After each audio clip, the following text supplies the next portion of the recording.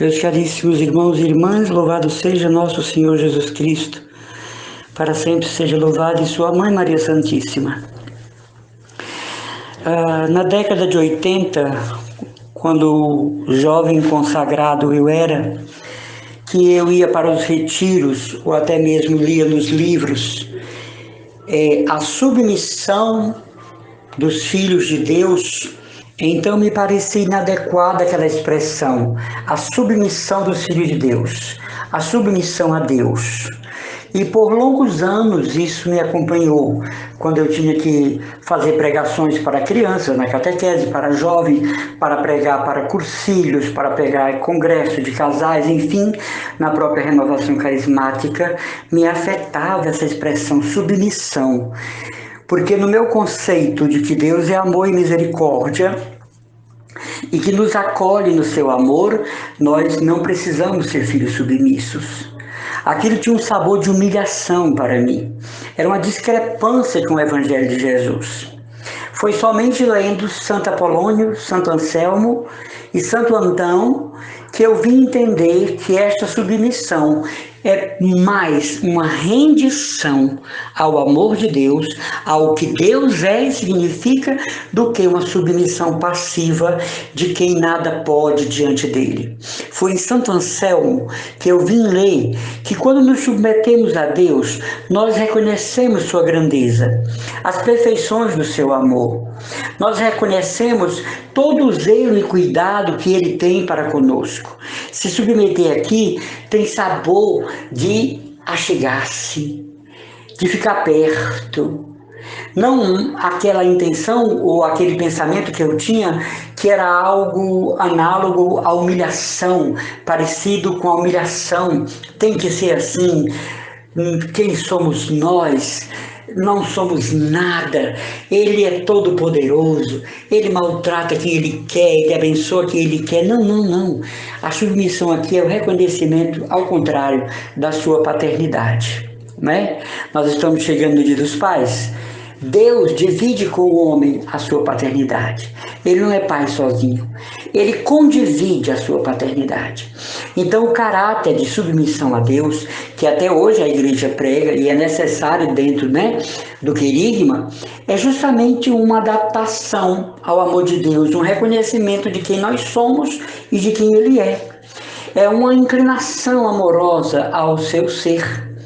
Essa submissão a Deus que nós somos chamados em nada prejudica, por exemplo, a nossa liberdade. Não tira o nosso individualismo. Não nos coloca numa situação de escravidão aos mandamentos. Uma observância rigorosa, puxativa, humilhante. Não. É uma expressão voluntária de um amor que o próprio Deus gerou em nós. Santa Catarina de Gênova diz que nós amamos a Deus com um amor que Ele já colocou em nós, por Ele. E a Madre Inês de Jesus, Paulina, a irmã de Santa Teresinha, dizia: Senhor, eu queria te amar com o amor com que tu te amas, tu próprio te amas. Então, meus irmãos e irmãs, esta submissão a Deus, a que nós somos chamados na fé, é um reconhecimento do seu amor, da sua grandeza, muito mais do que do seu poder. O reconhecimento do poder de Deus sobre nós é notório, mas não na dimensão de que isso nos esmaga, de que isso nos escraviza, polariza a nossa vida, Coloca cercanias na nossa personalidade. Não, nós servimos a Deus espontaneamente. O Espírito Santo é espontâneo em mim, eu creio que Ele é espontâneo em você. A castidade é espontânea em mim, a pureza é espontânea em você, a fé é espontânea. O que nós precisamos é alimentar os arquedutos da fé, ou seja, por onde passa a água da graça. Aí nós precisamos fazer isso todos os dias. Como eu falei aqui outro dia, no eremitério onde eu vivo, hoje é como ontem e amanhã é como hoje. Quer dizer, a estrutura da vida é aquela, só muda no fim de semana por conta que existe um pouco mais de liberdade dos horários. Mas sou eu que devo renovar cada atitude, cada liturgia das horas, cada oração, cada atitude dentro do eremitério, a maneira como se varre, a maneira como se arruma, a maneira como se planeja viver na solitude. Então, não é uma vida que provoca solidão, porque isso seria uma coisa de manicômio, você ficaria louco. Então, Deus se dá a conhecer todos os dias, Deus se revela todos os dias, Ele manifesta a si mesmo todos os dias. Então, tem pessoas que quando escutam falar que nós somos chamados a nos submeter a Deus, tem o que eu tive em décadas passadas, uma impressão ruim, como que fosse algo do tipo, você tem que acreditar em Deus, você tem que servir a Deus, você tem que ir para a missa, você tem que... Não. Isso tudo é fruto da nossa conversão, mas um chamado pessoal de Deus, uma impressão pessoal de Deus dentro de nós. Eu não estou ali na missa pelo sacerdote, pela paróquia, pela aparência da paróquia, pelo tipo de liturgia. Eu estou pelo mistério pascal que acontece no altar. Eu não vou porque o padre é meu amigo, porque a igreja é linda, porque é num bairro de ricos. Não, tudo isso seria, digamos assim, destruir o sentido da Santa Missa. Tem missa que a gente vai, que quando a gente sai tem a impressão que estava numa sinagoga judaica, não é verdade? A gente não sentiu ali a presença do verbo, a gente não sentiu ali uma liturgia coerente, a gente não viu na equipe de canto uma, digamos assim, sonoridade espiritual, a gente não viu na pessoa que fez as leituras uma piedade litúrgica, né? Tem paróquias que a gente vai que a homilia do sacerdote deixou muito a desejar, mas uma coisa nós não podemos negar, nós celebramos a ceia do Senhor ali. Nós celebramos a Páscoa do Senhor ali. E somente o sacerdote pode fazer isso por nós e conosco, né? Eu acho muito bonito quando eu vou para uma missa que o sacerdote diz: o Senhor esteja conosco. Ele substitui o antigo: o Senhor esteja convosco.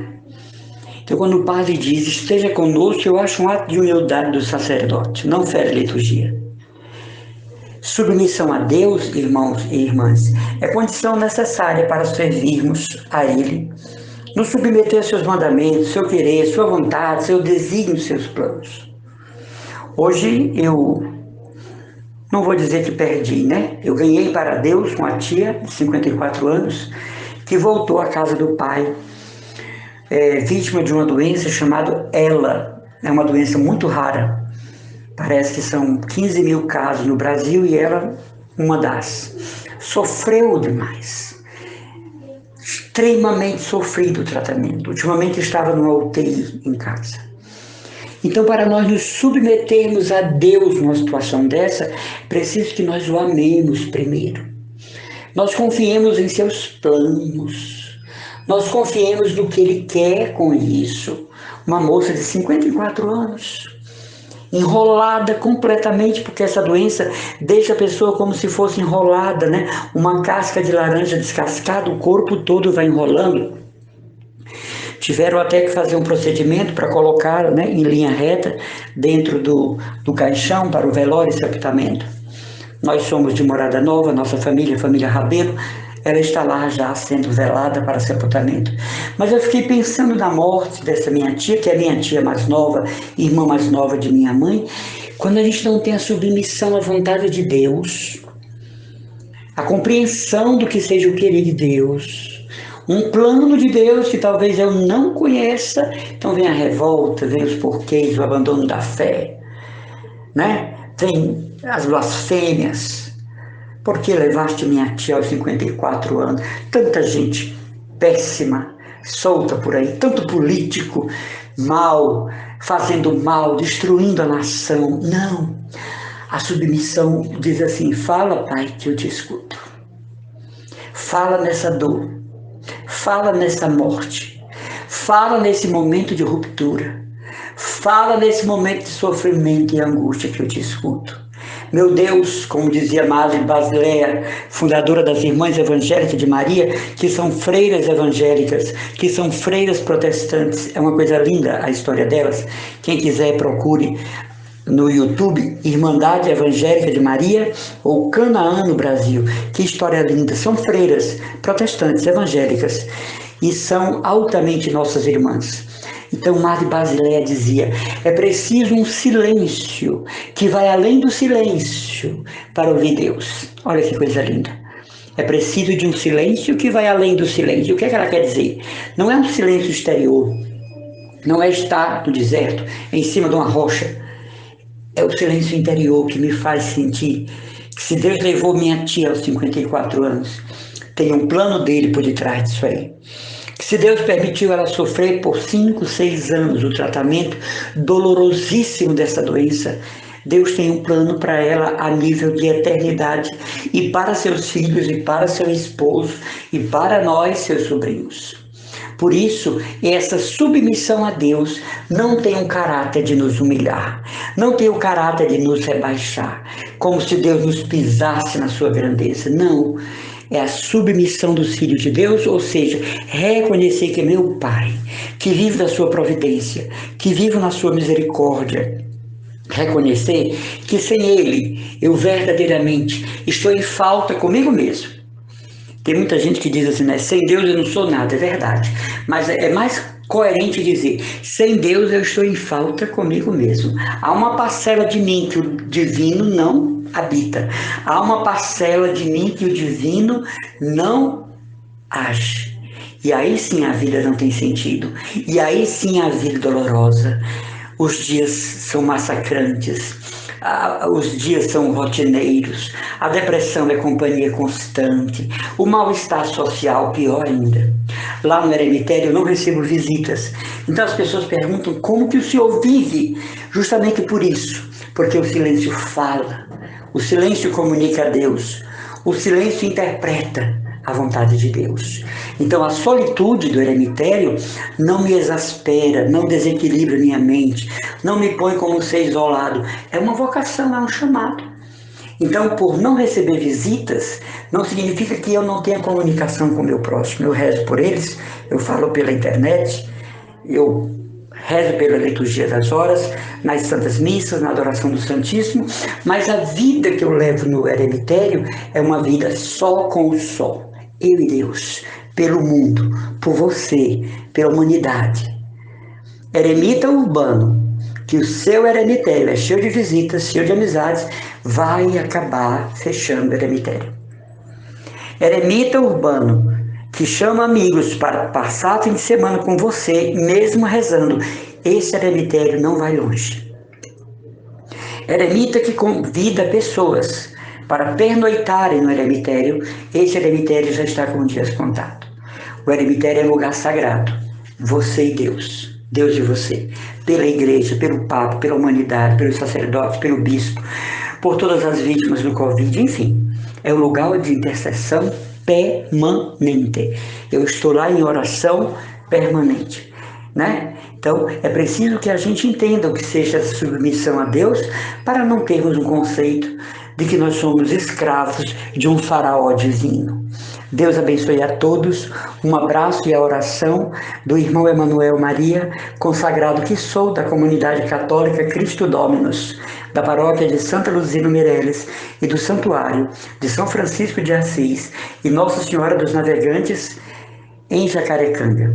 Também na Aerolândia, onde nós temos a nossa casa-mãe, muito embora não trabalhemos na honrada paróquia de Nossa Senhora do Sagrado Coração.